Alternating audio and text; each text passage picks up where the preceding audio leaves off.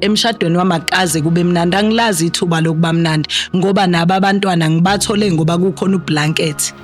I was so abusive. Bengiwasha amantombazane strong. Iy'ntombi zami mina ukuthi ngihlale nazo zo-2 or 3 endlini eyodwa.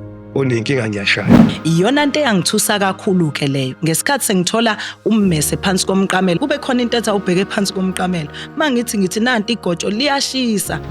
Shuthi kubalulekile ukuthi uyibheke izimo oyifaka kuzona. Ukubheke futhi nokubekezela ekukhulunywa ngami ekuthiwa bekezela ukuthi yini lo ibekezelile. Asikubheke okuqhamuka ngazi ukuthi uthando kanti akulona uthando.